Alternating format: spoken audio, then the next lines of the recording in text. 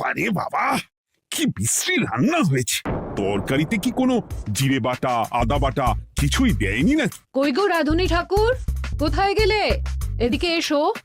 বলুন রানীমা। বলছি, তুমি তো রাজবাড়িতে দীর্ঘদিন ধরেই রান্না করছো, কিন্তু ইদানি তোমার রান্না এত বেস্বাদ লাগছে কেন? সে তো আমি বলতে পারবো না, আমি তো আগের মতনই রান্না করি।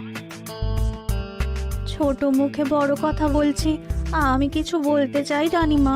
এই, তুই আবার পাকামো করতে এসছিস কেন রে? তোকে কি রানীমা ডেকেছেন নাকি? আহ, কি বলতে চাইছে শুনেই দেখি না, বলো। রানীমা, এখন আর রাঁধুনি ঠাকুর আগের মতো যত্ন নিয়ে রান্না করেন না। রান্নাঘরে পড়ে পড়ে ঘুমোয় আর তাড়াহুড়ো করে কোনো রকমে রান্না করে দেন। একদম বাজে কথা বলবি না। বাজে কথা না রানীমা, শিলনোড়ায় বাটতে ওনার কষ্ট হবে বলে আজকাল রাঁধুনি ঠাকুর শুধু জিরে ফোড়ন দিয়ে রান্না করেন। এত বেতন দিয়ে তোমাকে রাখা হয় কি এই ফাঁকিবাজির জন্যে? কি মানে, ভুল হয়ে গেছে। এর যদি এই ভুল করার ইচ্ছে হয় তাহলে তল্পি তল্পা গুটিয়ে বাড়ি গিয়ে ভুল করো, মনে থাকবে? মনে থাকবে মহারাজ। কি হচ্ছে বলো তো রানী? সকালে বাগানে পায়চারি করছিলাম, দেখি মালি একটা গাছেও জল দেয়নি। এই গরমে জল না পেলে যে গাছপালাগুলো মরে যাবে। সবাইকে এবার মনে হচ্ছে বলে বলে কাজ করাতে হবে।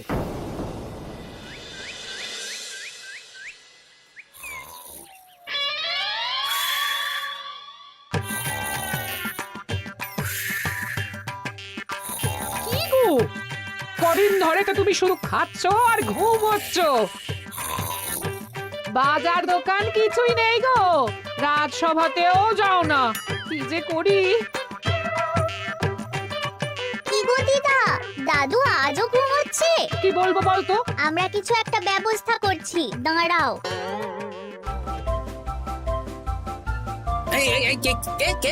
ওঠো দাদু, আর কত ঘুমে? কুড়েমির একটা সীমা থাকে। ওঠো বলছি, ওঠো, ওঠো না। আহ, আমি বুঝতে পারছি বাড়ির কাজ, বাজার দোকান এসব না করার জন্য তুমি পড়ে পড়ে ঘুমোচ্ছ। দাদু কাজে ফাঁকি দিচ্ছে দিদা। দে পুটি, আর সরসরি দে দে।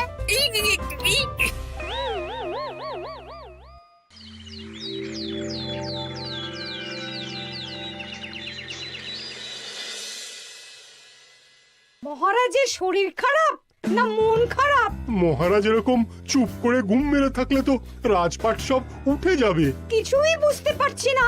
মহারাজ আছেন চুপটি করে, নেই যে মুখে শব্দ। ফাঁকি দিলে এবার তাকে করব আমি জব্দ। অনেক শুয়েছি, আর নয়। মহারাজ, কে ফাঁকি দিচ্ছে? আমি তো ফাঁকি দিই না। পণ্ডিত, তুমি দিচ্ছ নাকি ফাঁকি? না না, বৈদ্য। আমি ফাঁকি দিলে সবাই ওই রোগে ভুগে মরে যাবে। আমি তো রোজ সময়ই রাজসভায় আসি, তাহলে আমি বলছি আসল কারণ। রাজবাড়ির রাঁধুনি ফাঁকি দিচ্ছে, আর 3 দিন ধরে রাজসভায় গোপাল বেপাত্তা। হ্যাঁ, এই গোপাল বেটাই আসল ফাঁকিবাজ। ওকে বরখাস্ত করে দিন। গোপালকে যদি বরখাস্ত করা হয় তাহলে বিপদে আপদে মহারাজের পাশে দাঁড়াবে কে? অসময় মহারাজ বুদ্ধি পাবেন কার কাছে? এই সুযোগ, এই সময় গোপালকে মহারাজের চক্ষুশূল করতে হবে, তাহলে আমি একেবারে জেঁকে বসতে পারবো। মহারাজ, গোপাল ঠিক কতটা ফাঁকিবাজ হয়ে উঠেছে তার কোনো ইয়ত্তা নেই। হ্যাঁ বলুন তো। বেটা গোপাল কোনোদিন সঠিক সময়ে রাজসভায় আসে না, কোনো দিন তো আসেই না, যেমন আজকেও আসেনি। আর না এলে মহারাজকেও কারণটা জানায় না। আপনাকে সম্মান করা তো দূরের কথা, কোনো ভ্রুক্ষেপই করে না। এটা কিছুটা হলেও মন্ত্রী মশাই ঠিক কথা বলছেন। হ্যাঁ, এ তো একদম সঠিক কথা। ঠিক বলেছ। প্রহরী, প্রহরী, বলুন মহারাজ। তুমি আরেকজনকে সাথে নিয়ে এক্ষুনি গোপালকে তুলে নিয়ে এসো। আচ্ছা মহারাজ। বলি, তুমি আজকেও রাজসভায় কামাই করবে? অর্ধেক দিন কামাই করলে বেতন কাটা যাবে গো। গিন্নিমা, গোপালকে মহারাজ ডাকলেন। ওই দেখো, রাজবাড়ি থেকে প্রহরীও ডাকতে এসেছে। ওহ, মহারাজের আদেশ না শুনলে তোমাকে তুলে নিয়ে যেতে বাধ্য হব। আরে দাঁড়িয়ে দেখছিস কি? তুলে নিয়ে চল। ঠিক বলেছিস, তুই হাত ধর আর আমি পা ধরি। আমরা আমরা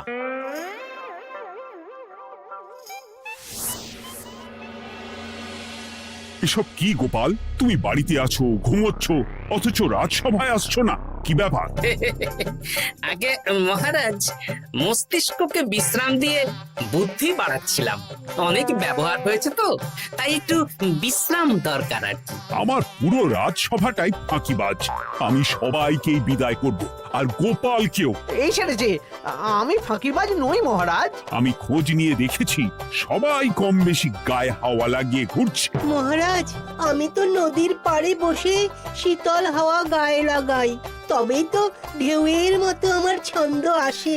কেউ ফাঁকিবাজ না মহারাজ, আসল ফাঁকিবাজ গোপাল। মহারাজ, আমি যদি দরকারে আপনাকে বুদ্ধি দিয়ে, ফাঁকা সময়ে বিশ্রাম দিয়ে ফাঁকিবাজ হই, তাহলে মন্ত্রী মহা ফাঁকিবাজ। কারণ মন্ত্রীর কাজ রাজাকে বুদ্ধি দেওয়া, তা তিনি করেন না বলেই আমাকে দরকার পড়ে। আমি তো ভাঁড়, আমি শুধু হাসাবো, এটাই আমার কাজ। তাতে কি, সেনাপতিও তো সেনাপ্রধান, ও কি যুদ্ধ করে? রাজ্যে শান্তি শৃঙ্খলা বজায় আছে, তাহলে যুদ্ধ করে হবেটা কি? হ্যাঁ, অকারণে পায়ে পা দিয়ে যুদ্ধ বাঁধাবো নাকি? হ্যাঁ, যত সব। যখন তখন বিপদ আসতে পারে, তাই যুদ্ধের জন্য সব সময় সামরিক শক্তিকে প্রস্তুত থাকা দরকার। হ্যাঁ, এটা গোপাল ঠিক বলেছে। সেনাপতিকে তো কোনোদিন সেসব নিয়ে মহড়াও করতে দেখি না। তাহলে দাঁড়ালো 3 জন ফাঁকিবাজ।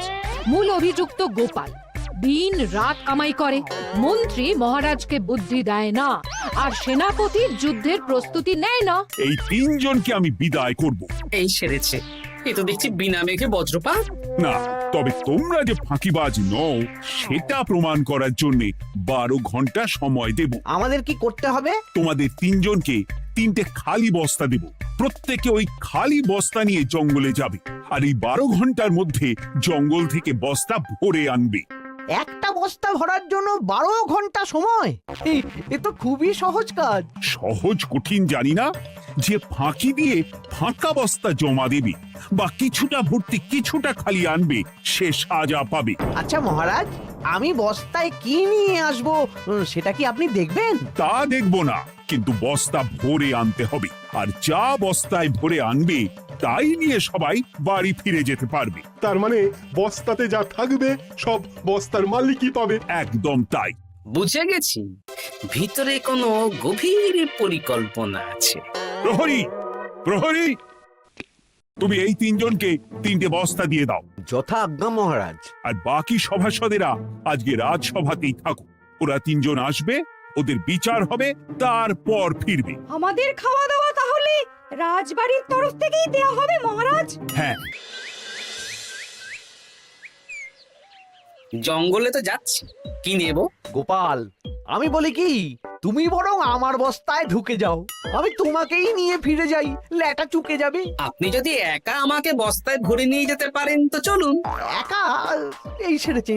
দাঁড়ান, আমি আপনার কাঁধে চড়ে দেখি আপনি আমাকে বইতে পারবেন কি পারবেন না। না না, মুখ ফসকে বলে ফেলেছি, মাথা খারাপ নাকি? তাহলে নিজের মতন থাকুন।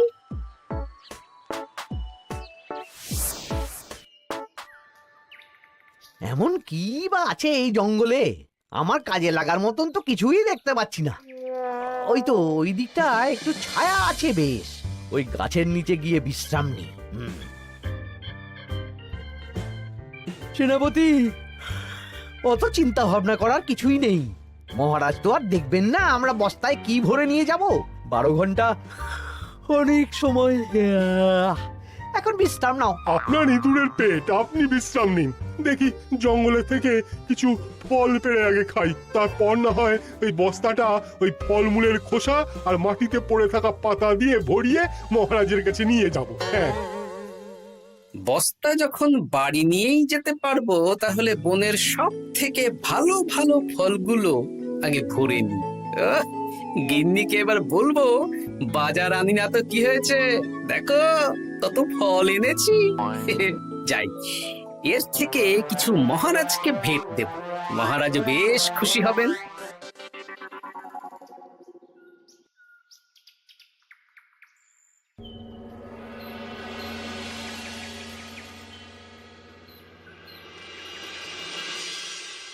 উফ, এই এত বড় জ্বালার মতো পেটখানা নিয়ে এই পেল্লাই গাছে উঠবো কি করে? দূর দূর, আশেপাশে ঢিল পাথরও দেখতে পাচ্ছি না। এই বুড়ো বয়সে হাড়গোড় ভাঙলে সে এক খারাপ ব্যাপার হবে। আরে দূরে ওদিক থেকে আওয়াজ পাওয়া যাচ্ছে। তার মানে এই বনে কেউ এসেছে। ভাই মদন, এই গাছটা ঝড়ে ভেঙে অনেক দিন পড়েছিল, এটা তো নেবই। তুই ওদিকে দেখ, কত মোটা একটা সেগুন গাছ রে। ওই গাছটা নিয়ে গেলে আমরা 1 বছর বসে খেতে পারবো। তাহলে আর দেরি কেন, হাত লাগা। আরে আরে আরে, করো কি এগুলো সব আমাদের মহারাজ কৃষ্ণচন্দ্রের পছন্দের গাছ। ভুলেও এই গাছ কেটে নিয়ে যাওয়ার ভাবনা চিন্তা করো না। আর ওই সেগুন গাছটা তো মহারাজের সবচেয়ে প্রিয়। আরে মহারাজ কি করে জানবে শুনি, এই বনে তো তিনি ভুল করেও আসেন না। এই যে আমি আসি, আমি মহারাজের দূত। তোমরা যদি ভুল করে ওই সেগুন গাছে হাত দাও তাহলে কিন্তু তোমাদের গর্দান যাবে। এই সেরেছে, কিন্তু আমরা তো কাঠুরিয়া, কাঠ ছাড়া পেট চালাবো কি করে? সে তোমাদের ব্যবস্থা তোমরা করো, অন্য অনেক কাজ আছে। এই সামনের গাছটা মরে পড়ে আছে, এটার কাঠ আমরা নিয়ে যেতে পারবো তো? তা পারবে, এতে অত চিন্তার ব্যাপার নেই। গোপাল আছে যখন, তখন এই রাজ্যের কেউ মুশকিলে থাকবেই না। শুধু তোমাদের একটা কাজ করতে হবে। কি কাজ? এই নাও বস্তা। আমার জন্য এই জঙ্গল থেকে টাটকা বিভিন্ন ফল পেড়ে এই বস্তা ভরে দাও, তাহলে মহারাজকে আর তোমাদের কথা বলবো না, বুঝলে? আর তোমাদের যাতে রাজবাড়িতে কোনো কাজ হয় সেই নিয়ে মহারাজের কাছে সুপারিশও করো, কেমন? বেশ বেশ, তুমি তাহলে এখন এখানে বিশ্রাম করো, আমরা তোমার বস্তা ভরে ফল নিয়ে আসছি। ঠিক আছে, আমি তোমাদের কুঠার পাহারা দিচ্ছি, তোমরা ভালো তরতাজা ফল বস্তায় ভরে নিয়ে এসো।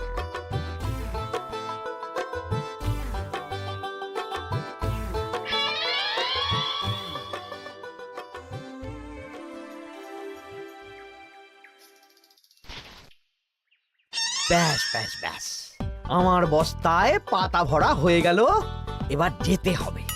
আমারও বস্তা ভরা হয়ে গেছে মন্ত্রী মশাই। হ্যাঁ, কটা ফল খেলাম আর কটা ভরে নিলাম, আর বাকি জঙ্গলের পাতা ভরে ফেলেছি। হ্যাঁ, আবার কি কি ভরেছি আর কি ভরিনি সেসব তো মহারাজ আর দেখতে যাবেন না। তাহলে আর দেরি কেন, চলুন হাঁটি হাঁটি পা পা করে এগিয়ে যাই। গোপালকে তো দেখতে পাচ্ছি না। ও বেটা যা কুঁড়ে, হয়তো এখানে এসেও ঘুমিয়ে পড়েছে। আবার কালকে সকালবেলা উঠবে।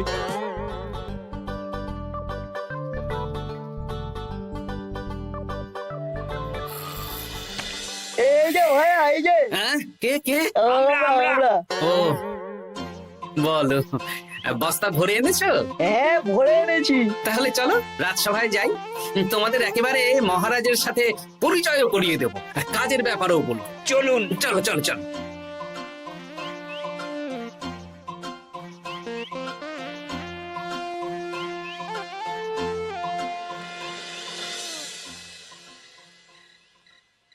দেখা যাক মন্ত্রী সেনাপতি গোপাল কখন বস্তা ভরে আনে। এই তো চলে এসেছি, বিশ্রাম নিলাম, বস্তাও ভরে ফেললাম। এই দেখুন মহারাজ, আমিও বস্তা ভরে এনেছি। বাহ, তোমাদের বস্তা দেখে তো মনে হচ্ছে খুব হালকা। হ্যাঁ, আপনি যখন আমাদের বস্তা ভরে কি এনেছি সেটা দেখবেন না, তখন অত খাটাখাটনি করে কি লাভ মহারাজ? কিন্তু গোপালের এখনো অবধি দেখা নেই, ও কি সোনা গয়না ভরে আনছে? গোপাল যা কুঁড়ে আর ঘুমকাতুরে, হয়তো জঙ্গলেও ঘুমিয়েই পড়েছে। মহারাজ, আপনি একটা কাজ করুন, আমাকে আর মন্ত্রী মশাইকে যুগ্মভাবে বিজয়ী ঘোষণা করে দিন, ব্যাস। এত তাড়া কিসের? বাবা বাবা বাবা বাবা, তোমরা তিনজনেই বস্তা ভরে এনেছো, আমি খুব খুশি। আমার কথা শুনে কাজ করেছো, তোমরা তিনজনেই বিজয়ী। এবার বাড়ি যাও, যাও। গোপাল কি করে বিজয়ী হয় মহারাজ? এই বস্তা ভরে নিয়ে আসাতেও তো ওর ফাঁকিবাজি ধরা পড়ছে। কিসের ফাঁকিবাজি? এই যে দুটো লোক তোমার হয়ে বস্তা বয়ে আনলো, সে তো মহারাজ সহ আমরা সবাই দেখতেই পেলাম। তা তো ঠিক, গোপাল নিজে হাতে বস্তা ভরে আনেনি। মহারাজ বস্তা ভরে আনতে বলেছেন, আমি এনেছি, এখানেই কথা শেষ। আমি কাকে দিয়ে বস্তা ভরালাম, কে আমাকে সাহায্য করলো, সেসব তো কোনো শর্ত আরোপ করা ছিল না। কিন্তু পরীক্ষাটা তো কে ফাঁকিবাজ সেটা প্রমাণ করার পরীক্ষা। এখানে তো তুমি ফাঁকি দিলে গোপাল। এটাও ঠিক কথা, তাহলে গোপালের শাস্তি পাওয়া উচিত। মহারাজ, আপনার শর্ত ছিল সেই ফাঁকিবাজ বলে প্রমাণিত হবে যে বস্তা খালি আনবে। এইখানে আপনি একটা ছোট্ট ভুল করেছেন মহারাজ, বস্তায় কি আছে সেটা দেখবেন না আগেই বলে দিয়েছেন। তা তো বলেছি। আপনি নিশ্চয় জানেন পাঠশালায় কিছু ছাত্রছাত্রী থাকে যারা পড়ার বইয়ে মুখ গুজে বসে থাকলেও পড়ায় তাদের মন থাকে না, মাথাতেও পড়া ঢোকে না, তাই সেই পড়া তাদের কোনো কাজে লাগে না। কি পণ্ডিত মশাই, এদেরকেই তো বলে ফাঁকিবাজ।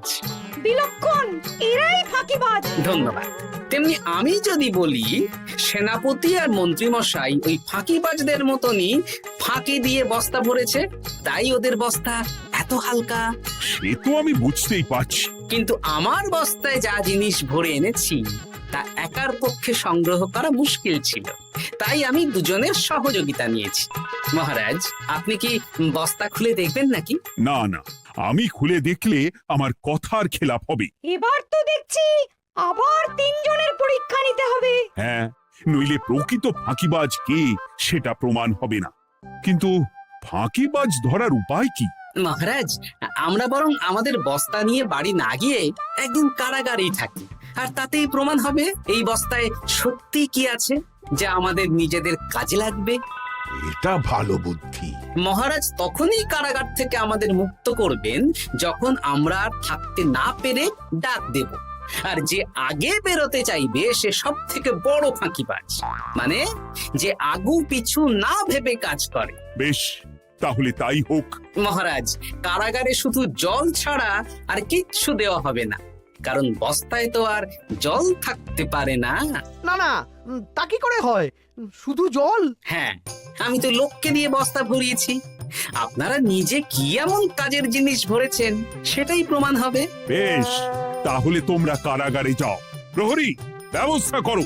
আর এই দুজন কাঠুরিয়া বেশ কর্মঠ মহারাজ, যদি কোনো রাজবাড়ির কাজ থাকে এদের দিয়ে করাতে পারেন। আমার বাগানের মালিটা খুব ফাঁকি দিচ্ছে, তাহলে ওদের সাথে কথা বলে নিচ্ছি। যাও যাও, তোমরা কারাগারে যাও।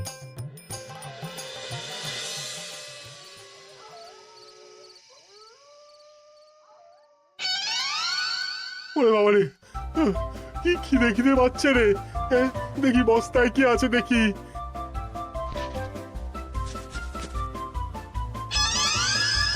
দু একটা পচা ফল, দেখি দেখি একটু ভালো আছে।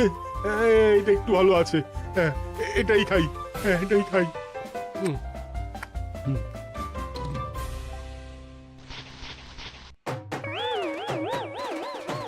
আমি তো শুধু পাতা ভরেছি, কি সেরেছি? আমাকে কি জল খেয়েই কাটাতে হবে? এবার আমি দেখি।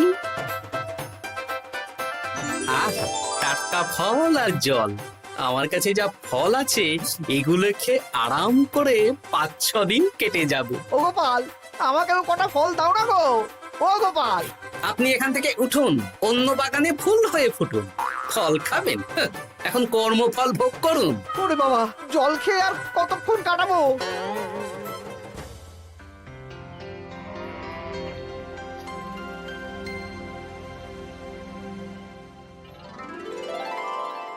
উফ, পেটটা চুই চুই করছে, কি খিদে পেয়েছে না। আমি আমি বাড়ি যাব। আপনি বাড়ি যাবেন? তাহলে বেরিয়ে আসুন, বেরিয়ে আসুন। বেটা গোপাল কায়দা করে এমন শর্ত দিতে বললো, পুরো ফেঁসে গেলাম। আমারও তো খাওয়ার মতন তেমন কিছু নেই, আমিও এখানে থাকবো না। আমি এখানেই আছি, ফল খাবো, জল খাবো, আর প্রকৃতির ডাক এলে একটু বাইরে যাব।